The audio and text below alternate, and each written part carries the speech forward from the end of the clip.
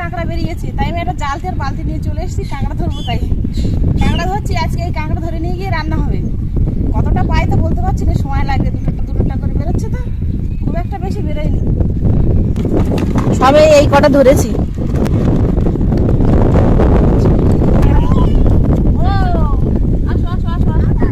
কাঁকড়া দেখে আমার সঙ্গে চলে এসছে কাঁকড়া ধরবে। দেখুন একটুখানি মানুষ তো আমার কাঁকড়া ধরবে, কেউ ভয় নেই। আমার তাই ভয় লাগছে কাঁকড়া ধরতে, আর এর ভয় লাগছে না। তাই আচ্ছা ঠিক আছে, তাহলে আমি ধরি।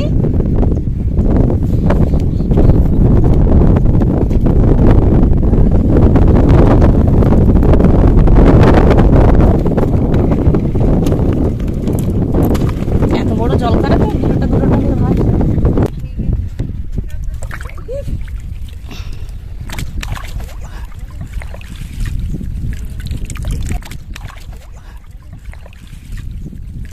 অনেকক্ষণ ধরে এই কটা পেয়েছি।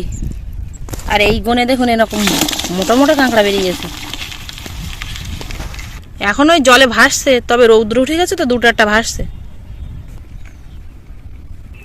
যা পেয়েছি এতে হয়ে যাবে। আর অল্প কটা কালকে ধরেছিলাম, সেইগুলোর এইগুলো মিলে অনেকগুলো হয়ে যাবে। এবার যাবো বাড়ির দিকে, নইলে রান্না করতে পারবো না, বেলা দুপুর হয়ে যাবে।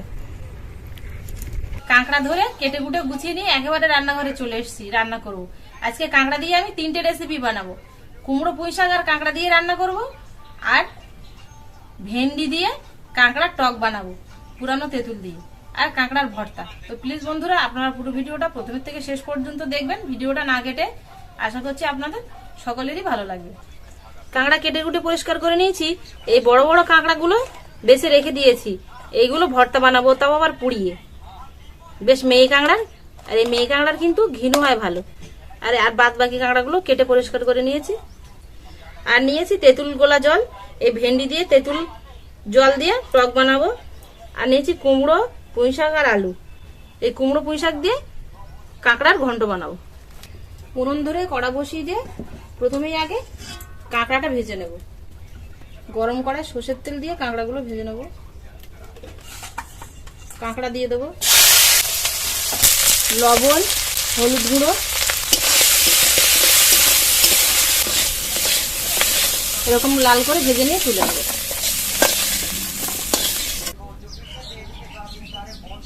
দিয়ে দেবো 5 ফোড়ন আর পেঁয়াজ কুচি।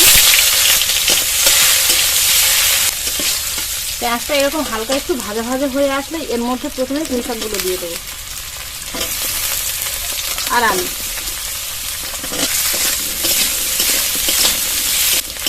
আলু আর পুঁই শাক 2 মিনিট ভাজার পর এর মধ্যে কুমড়োগুলো দিয়ে দেবো।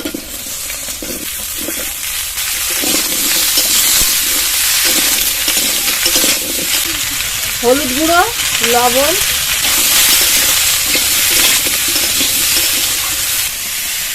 আজকে আমি আর বাজারে যাইনি, আমাদের সবুজকে পাঠিয়েছিলাম বাজারে কুমড়ো আনতে। তা দেখুন কুমড়ো এনেছে, একদম ফ্যাসটা কুমড়ো, যেন সাদা হয়ে তাকিয়ে আছে। এই কুমড়োগুলো কিন্তু খুব একটা ভালো লাগে না খেতে। যে কুমড়োগুলো একদম পাকা হলুদের মধ্যে গায়ের রং চায়না কুমড়ো, সেই কুমড়োগুলোই খেতে ভালো লাগে। ওই কুমড়োগুলোর মধ্যে আর মিষ্টি দিতে হয় না, কিন্তু এই কুমড়োগুলোর মধ্যে একটু মিষ্টি না দিলে আবার ভালো লাগে না, এরকম জলসা মতো লাগে।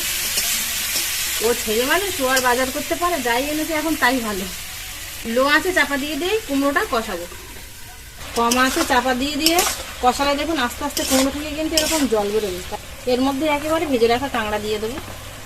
তবে সবটা দেবো না, কিছুটা টকের জন্য রেখে দেবো। আর দিয়ে দেবো লঙ্কার গুঁড়ো।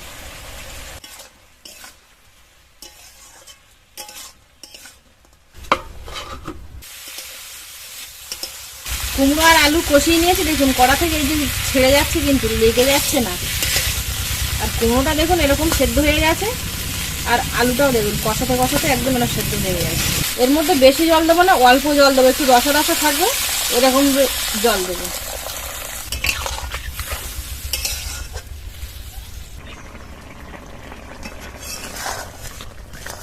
কুমড়ো খাওয়া কিন্তু শরীরের পক্ষে খুবই ভালো। কুমড়োতে ভিটামিন সি থাকে, আর এই কুমড়ো খেলে শরীরের রক্তচাপ কমায়, হাড় মজবুত করতে সাহায্য করে। রান্নাটা প্রায় হয়ে গেছে। এবার এর মধ্যেই আমি ভেজে রাখা জিরে আর মরিচ একসঙ্গে গুঁড়ো করে রেখেছিলাম, সেটা দিয়ে দেবো। দিয়েই নামিয়ে নেব। 2 চামচ চিনি দিয়ে দেবো।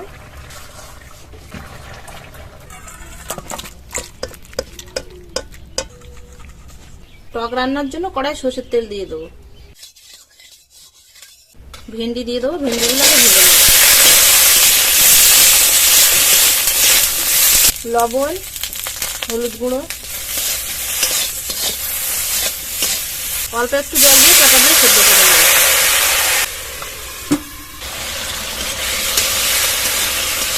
ভেন্ডিগুলো জল দিয়ে চাপা দিয়ে ভেজে নিয়েছি। ভেন্ডিগুলো ভাজাও হয়ে গেছে, সেই সঙ্গে সেদ্ধও হয়ে গেছে। এবার এর মধ্যে কাঁকড়াগুলো দিয়ে দেবো। এবার যে টকের জলটা আমি গুলে রেখেছিলাম, তেঁতুল জল, সেই জলটা দিয়ে দেবো।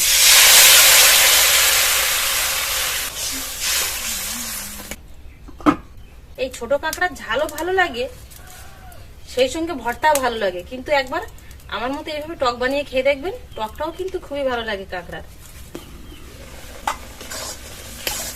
ঢেলে আর একবার তেলের উপর দিয়ে নেব। সর্ষের তেল দিয়ে দেবো।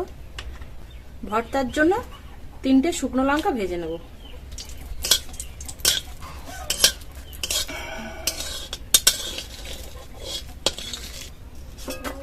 টকের ফোড়নে শুকনো লঙ্কা আর মৌরি দিয়ে দেবো। টকটা ঢেলে দেবো। 1 চামচ চিনি দিলে টকের ব্যালেন্সটা ঠিক থাকবে। সাদা কালো সর্ষে একসাথে বেটে রেখেছিলাম, দিয়ে দেবো।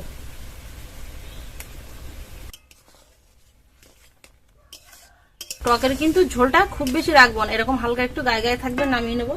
কারণ ভেন্ডি দেওয়া তো, সেই জন্য খুব একটা ঝোল করবো না।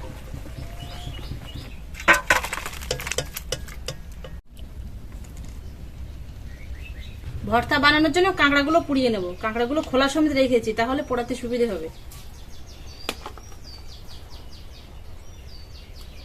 উনুনের মধ্যে দিয়ে পুড়িয়ে নেব। উনুনের যা গনগনে আগুন আছে তো দেখুন, পুড়ে যাচ্ছে। 3-4 মিনিট হয়ে গেছে, কাঁকড়াগুলো কিন্তু পুড়ে গেছে দেখুন। এই যে সেদ্ধ হয়ে গেছে বলো, ফুলে এই যে বড় বড় হয়ে গেছে, তার মানে সেদ্ধ হয়ে গেছে। তুলে নেবো এবারে।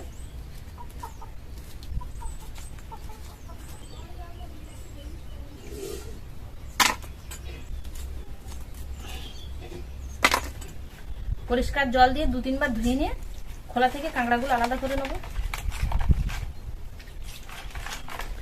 কাঁকড়া পুড়িয়ে যেরকম ভর্তা বানানো যায়, সেরকম কিন্তু কাঁকড়া ভেজেও ভর্তা বানানো যায়। সেটাও ভালো লাগে খেতে, একেবারে খারাপ লাগে না।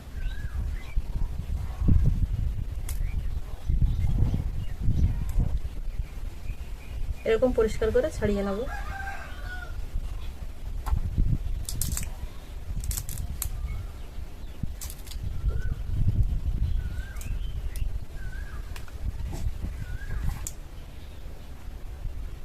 সবগুলোই ছাড়িয়ে নিয়েছি।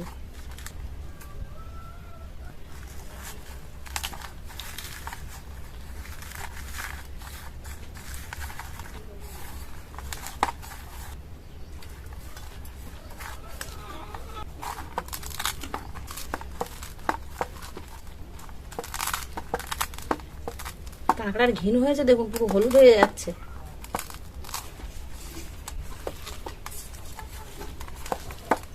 মাখাচ্ছি তো এত সুন্দর গন্ধ ছাড়ছে, গন্ধেই পেট ভর্তি হয়ে যাবে।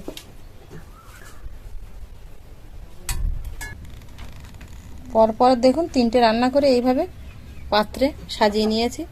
3টে রান্না করে গুছিয়ে নিয়েছি, কিন্তু খাবার ভিডিওটা আপনাদের সাথে শেয়ার করতে পারলাম না, কারণ প্রচন্ড রৌদ্র আর প্রচন্ড গরম। এই পেপারের নিচে বসে খাওয়াটা সত্যিই অসম্ভব ব্যাপার। তো বন্ধুরা, আমার এই 3টে সিম্পল রেসিপি কেমন হলো অবশ্যই কিন্তু আপনারা কমেন্টে জানাবেন। যদি ভালো লাগে তাহলে প্লিজ বন্ধুরা চ্যানেলটিকে বেল আইকন সময় সাবস্ক্রাইব করে আমার পাশে থাকবেন। এতক্ষণ আমার সঙ্গে থাকার জন্য আপনাদের অনেক অনেক ধন্যবাদ। আবারও দেখা হচ্ছে আপনাদের সাথে পরে নতুন কোনো রেসিপিতে। ততক্ষণ আপনারা সবাই ভালো থাকবেন আর সুস্থ থাকবেন।